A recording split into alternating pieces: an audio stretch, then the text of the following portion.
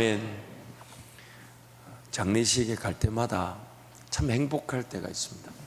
감히 제가 그 장례식에 소천되신 분의 신앙을 평가하거나 또 그 신앙이 이렇다 저랬다 말할 수는 없겠지만, 그러나 장례식에 갈 때마다 하나님이 주시는 그 특별한 그 평안을 맛볼 때가 있습니다. 마치 소천되신 분의 그런 신앙 고백이라도 느껴지는 것처럼 말할 수 없는 그런 평안이 있습니다. 말할 수 있는 임재가 있습니다. 저만 느끼는 것이 아니라 아마 오는 그 모든 가족들, 특히 유가족들도 느끼는 것 같아요. 그래서 유가족들과 대화를 해보면 그 돌아가시기 직전에, 그 임종 전에 그런 소천되신 그런 부모님, 그 부모님의 그런 마지막 그런 특별한 하나님과의 관계, 그 하나님을 인정하고 하나님을 찬양하고 하나님 그분을 고백하고 자녀들을 축복하고 자녀들을 위해 기도해 주면서 그 임종을 마무리했던 그런 얘기들을 어김없이 듣게 됩니다. 그때마다 참 반가워요.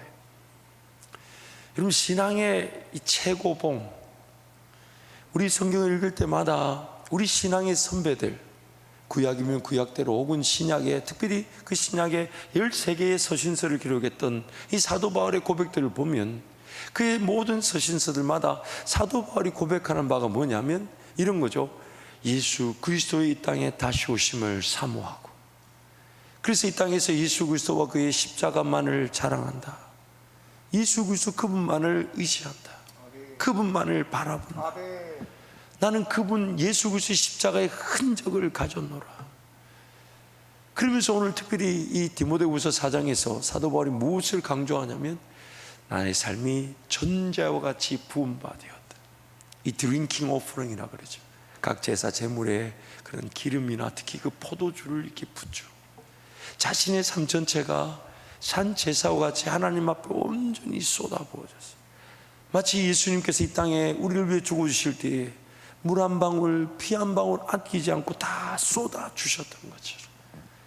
그래서 자기 자신을 그렇게 아마 고백하고 또 그렇게 되기를 바라는 그런 사도 바울의 심정, 전제와 같이 부은 바 되었어요. 정말 이런 고백을 단지 나도 그렇게 되고 싶다는 고백이 아닌 우리 모두의 고백이 되어야 될 줄 믿습니다. 이 땅에서 뭔가 남겨놓고 가는 것은 하나도 없이, 감히 하나님 제가 죽을 수 있다면 저도 하나님 나라를 위해 피 한 방울 아끼지 않고 주님 나라 영광을 위해 쏟아붓고 가게 도와주십시오. 침대 위에서 그냥 삶을 맞이하지 않게 해주십시오. 기도하는 자리든지 예배하는 자리든지 복음을 전하는 자리든지 예수만을 바라보고 예수 자랑하는 자리에서 제 인생의 마지막이 맞아지게 하여 주십시오. 제가 언젠가 우리 김동희 목사님하고 이렇게 차를 타고 가는데 모든 얘기하다가 삶의 마지막에 대해서 얘기를 나눴던 것 같아요. 우리 김동희 목사가 막 운전하면서 저한테 목사님 저는 설교하다가 죽고 싶어요. 제가 이 사람하고는 좀 민폐가 되지 않겠냐, 설교하다가 푹 쓰러지면 성도들이 기도가 안 될 텐데 그 순간에 민폐가 되지 않겠냐. 근데 그 순간에 그 마음이 뭔 줄 알죠. 그래서 제가 이건 어떠냐, 설교하고 내려와서 주님 써주셔서 감사합니다 하는데 싹 데려가시면 서로가 좋지 않겠냐, 제가 그렇게 얘기했던 적이 있습니다. 우리 신앙이 항상 무엇을 바라냐면 예수 그리스도의 다시 오심을 바라는 게 우리 신앙의 능력이죠. 여러분, 하나님이 문제가 생길 때마다요, 어려움이 생길 때마다 항상 그 마지막을 물으시는 것 같아요. 이렇게 나한테 물으시는 거죠. 너 나를 믿느냐? 이 문제가 내 손에 달려 있어서 내 손에서 해결될 것을 너 믿느냐? 너 반드시 이 일을 이겨지게 될 걸 믿느냐? 또한 이렇게 물으시죠. 지금 네가 원하는 그 방식대로 해결되지 않아도 네 삶을 내가 인도해 갈 것을 믿느냐? 지금 너 그것이 필요하다고 외쳐 기도하고 있지만 그것이 응답되지 않아도, 주어지지 않아도 남은 너의 삶을 내가 인도해 갈 것을 믿느냐? 이제 그렇게 물으시다가 더 강팍하면 이렇게 물으시는 거죠. 너 정말 오늘 밤에라도 내가 너를 데려가면 그게 인생 최고의 영광인 것을 믿느냐? 보통 강팍한 사람 아니면 이런 질문 잘 안 하시는데 저한테는 자주 하시는 것 같아요. 부들부들 떨고 과연 이게 어떻게 될까? 일이 잘 되고 안 되고에 대한 부담보다는 내 죄인됨, 내 연약함, 내 부족함, 자격 없고 자질 없는 일이지. 그래서 하나님 은혜를 구하는데 하나님 물으시는 거죠. 오늘 이 밤에 너를 데려간다면 너는 정말 그게 인생 최고의 영광인 줄 믿느냐? 만약 그것을 내가 믿는다면 아마 염려하고 있는 나 자신이 잘못된 거 아닐까요? 걱정하고 있는 나 자신이 잘못된 거 아닐까요?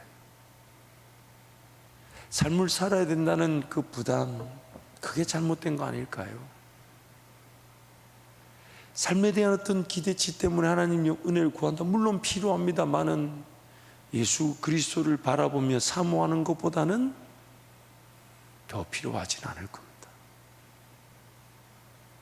사도 바울이 그렇게 말하잖아요. 그래서 내가 선한 싸움을 싸우고 믿음을 지켰으니 이제는 선한 목자 되신 예수님이 나를 위하여 의의 면류관을 예비해 놓으시고 그 면류관을 나를 위해 씌워 주실 거니까 이제 나에게만 아니라 주의 재림을 사모하는 모든 자에게도 그 예비된 면류관을 허락해 주실 것이다.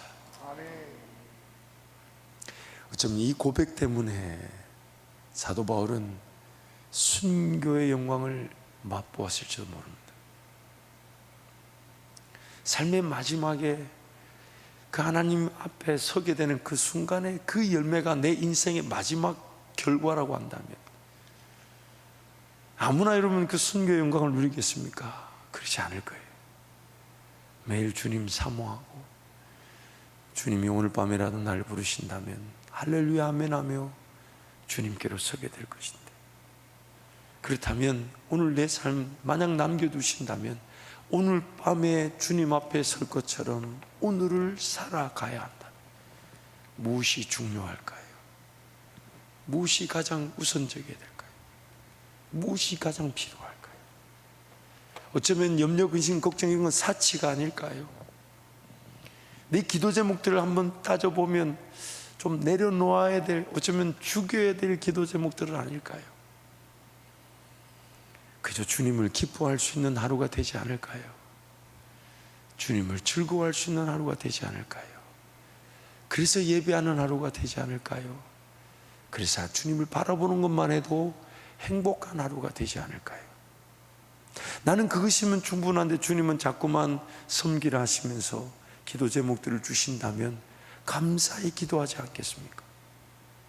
나는 주님 한 분이면 충분하게 바라보는데 주님은 자꾸만 뭔가 붙들고 기도해야 될 제목들을 주신다면 마땅히 기도하지 않겠습니까? 그러면서 또 섬겨야 될 영혼들이 떠올라 중보기도 하고, 그러면서 내 가진 것이라도 나누고 베풀 수 있는 마음을 주신다면 기꺼이 순종하지 않겠습니까? 뭔가 내한테 주어지고 뭔가 일이 해결되고 뭔가 길이 나타나면 그래서 사명을 감당하는 게 아니라 나는 주님을 기뻐하고 주님을 기다리는데 주님은 주님만 바라보는 나에게 뭔가 길을 보여주시고 기도 제목을 주시고 감당해야 될 일들을 보여주시고 지금 이거 해보자 저거 해보자.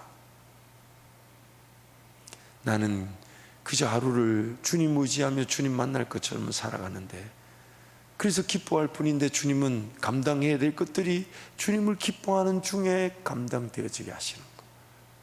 오늘 우리가 누리는 예배자의 삶, 기도자의 삶, 남겨진 삶의 내용이지 않겠습니까? 신앙의 많은 선배들의 그런 기도 제목에 결국은 그러했습니다. 다 모든 것이 하나님의 은혜였고 하나님 은혜로 해결되어질 것이고, 그래서 오늘 우리 기도의 부단한 그런 내용의 안타까운 그런 처절한 전투 싸움은 뭡니까? 그 하나님 은혜를 은혜답게 신뢰하지 못하고 하나님 은혜를 은혜답게 기다릴 줄 몰라 부단히 애쓰는 거 아닙니까? 여러분, 믿음이 없을수록 더 눈물 콧물 기도가 많을지도 몰라요. 이렇게 목사가 웃을 때는 미소라도 좀 보여주셔야 뭔가 호흡이라도 맞지 않을까요? 목사만 그런 것처럼 여러분 치부시키지 마시고 우리 기도의 내용들을 한번 살펴보자고요. 물론 우리는 정말 은혜가 필요하기 때문에 그 깊은 기도도, 즐거움의 기도도, 행복한 기도도 하나님 은혜가 필요하지만, 내가 하나님을 하나님답게 믿지 못하다 보니까 부단히 애를 쓰고 있는 기도는 아닐까요? 하나님 그분을 그분답게 내가 맞아들이고 만나고 임재를, 그 평안을 맛보지 못하다 보니까 불안해서, 염려해서 외치기라도, 물론 그런 기도라도 있어야 합니다. 그런 기도의 과정과 또 그런 기도의 시간이 없이 그 평안과 임재를 맛보는 기도는 아마 요원할 것입니다. 우리의 연약함 때문이죠. 심지어 주님은 그런 직접적인 필요와 직접적인 일의 해결점을 직접 그 순간에 제시해 주시기도 합니다. 그러나 그런 직접적인 필요와 해결책에 그런 요구가 해결되지 않아도 주님은 주님이 되기를 원하실 것인데, 그러나 그런 직접적인 문제 해결의 기회를 통해 정말 주님만 의지하고 주님만 바라볼 수 있는 존재로 빚어가기를 원하실 거예요. 그래서 오늘 또 우리는 확인하는 겁니다. 내가 정말 하나님을 믿고 있는가? 정말 나는 오늘 밤이라도 내 인생을 주님이 데려가시기를 기다리면서 오늘 하루 그 주님을 기다리는 자답게 살아가고 있는가? 왜냐하면 우선순위는 삶을 사는 것으로 영광이 아닌 주님을 기다리는 것으로 허락되어진 삶을 기다리는 자답게 살아가는 것이니까. 그래서 5명의 슬기로운 여인과 5명의 미련한 여인의 차이가 뭐였습니까? 온전히 그 기름을 준비해 놓고 성령으로 깨어 있어 주님을 기다리는 것에 자신의 모든 것을 걸었는가? 아니면 내가 원할 때에 기름 사서 가져오지 하며 심지의 불만, 곧 꺼져버릴 불로 주님을 기다리고 있는가? 그 차이였지 않습니까? 오늘 우리 신앙의 초심은 내가 주님을 기다리는 자답게 살아가는데, 나는 오늘 밤이라도 주님이 나를 데려가시기를 원하는데 주님이 남겨놓으신다면 주님을 기다리는 자답게 주님을 기다리고 주님을 신뢰하고 주님을 바라보고 주님을 기뻐하고 주님을 즐거워하고 주님을 예배하고 주님을 의지하면 필요한 그 모든 것들이 주님 모르시지 않잖아요. 하나님의 손을 벗어날 수 있는 일들이 있습니까? 하나님의 계획하심을 벗어나는 일이 있습니까? 하나님의 그 전지전능함을 벗어난 일이 존재할 수가 없습니다. 다 하나님 알고 계실 텐데, 그렇다면 나는 죽음을 사모하면서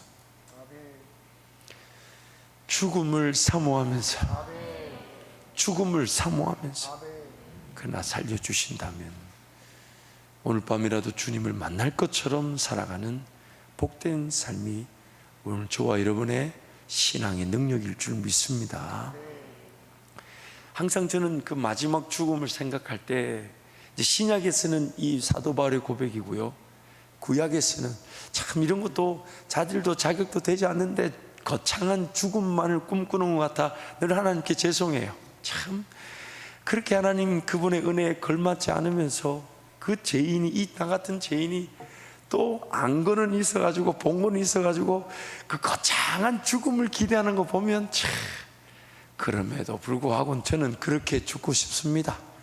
근데 그게 신약에서는 여기인데 구약에서는 야곱의 죽음이에요. 참, 야곱도요 이런 죽음을 누릴 만한 인간이 아니었다는 건 저는 확신합니다. 그러나 야곱이 그런 죽음을 누린 걸 보면 죽음을 사모하는 것에는 어떤 죄인됨의 자격이나 자질이 중요한 게 아니라 하나님의 은혜로 또 주어지는 것이구나. 그 야곱의 죽음의 장면을요, 창세기 49장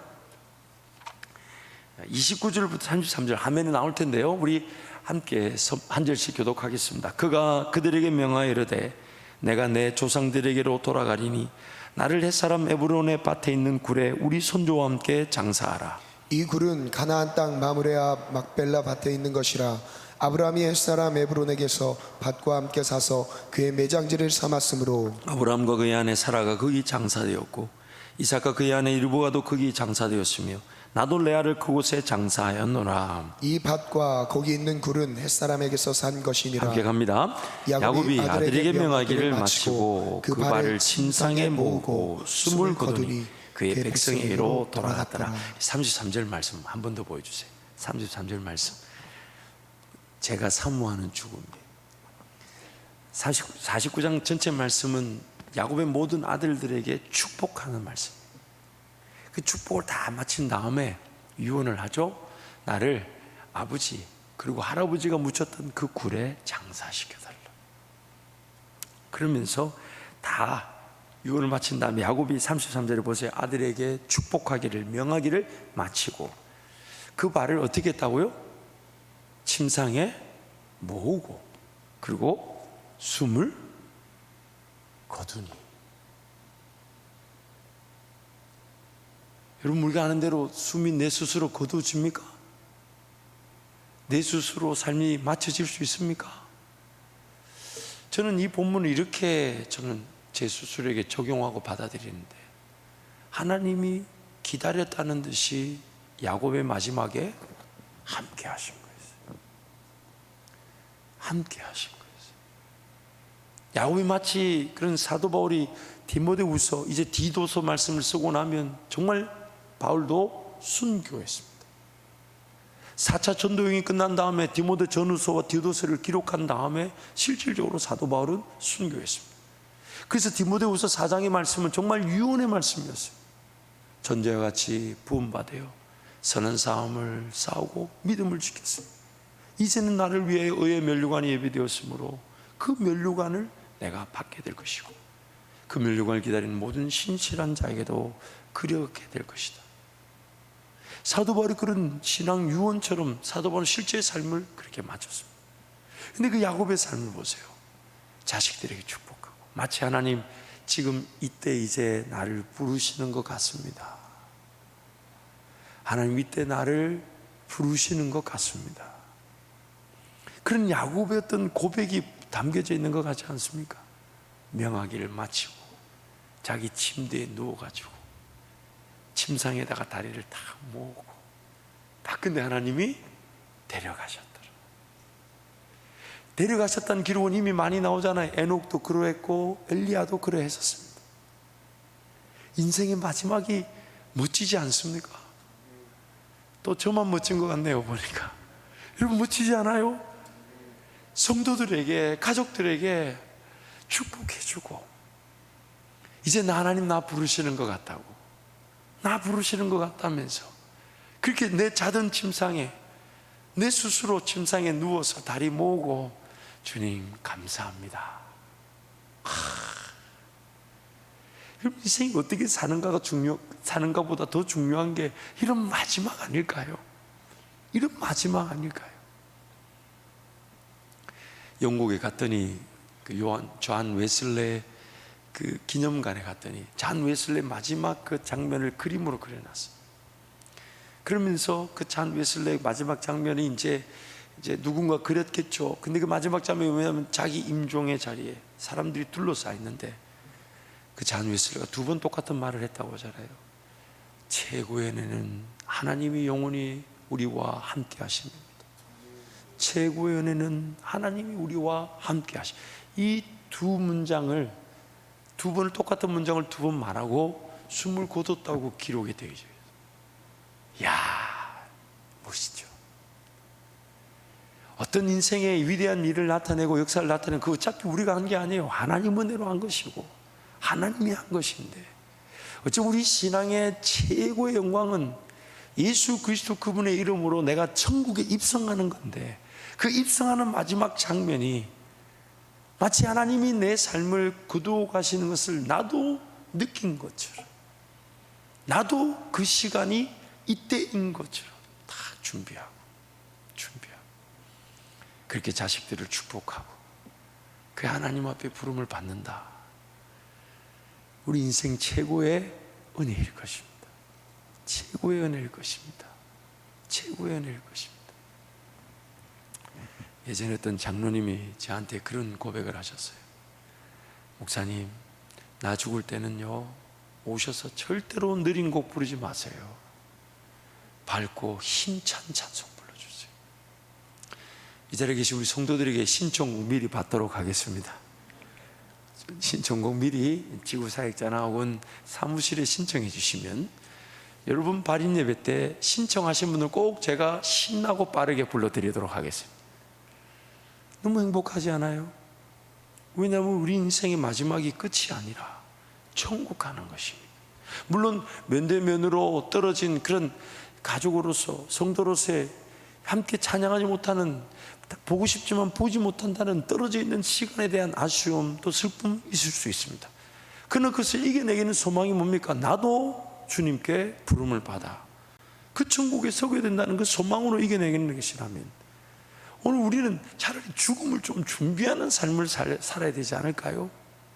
죽음을 기대하고 그 마지막 그날은 하나님 저도 좀 영적으로 깨어있어 알게 해주시고, 그것이 마치 내가 하나님 그분과 관계없이 삶을 끊어버리는 것이 아니라 하나님 그분의 부르심에 나도 마치 깨어있어 이때쯤일 것 같다 그러면서 주변을 정리하고 축복해주고 기도해주고, 그래서 누구든지 나를 임종을 지켜봐 줄 때 마치 그 천국에 입성하는 듯한 정말 그 환송의 예배와 찬양이 흘러날 수 있는 그런 죽음을 준비하는 삶. 그런데 오늘 또 살려주신다면 그 죽음을 눈앞에 둔 자처럼 하나님을 즐거워하고 하나님을 기뻐하고 하나님을 기다리며 살아가는 인생, 이것이 오늘 우리 신앙의 최고의 은혜인 줄 믿습니다. 이 시간 한번 통성으로 같이 기도하겠습니다. 사랑하는 성도 여러분, 우리는 살고자 하는 자들이 아닙니다. 죽고자 하는데 살려주신다면 나를 위해 사는 것이 아니라 예수를 위해 사는 것입니다. 그래서 예수님이 뭐라고 했냐면 누구든지 나를 따라오려든 자기를 부인하고 날마다 제 십자가를 지고 나를 쫓을 것이니라 하시면서 하신 말씀이, 누구든지 살고자 한다면 죽을 것이요 누구든지 죽고자 한다면 살게 될 것이다. 그러므로 오늘 우리 삶의 방향은, 초점은, 우선순위는 살고자 함이 아니라 죽고자 함이죠. 이 땅에서 사는 것이 아닌 천국에서 영원한 삶을 사는 것. 그래서 오늘 밤이라도 주님 나를 불러주시면 좋겠습니다. 아멘. 주 예수여 어서 오시옵소서. 그렇게 고백하는데 살려주신다면 주님 나라와 영광을 위해 나부터 주님을 기뻐하는 자, 나부터 주님을 즐거워하는 예배자, 나부터 주님을 더욱더 사모하는 자로 살게 하여 주옵소서. 우리 주님 잡고 함께 기도합니다. 주여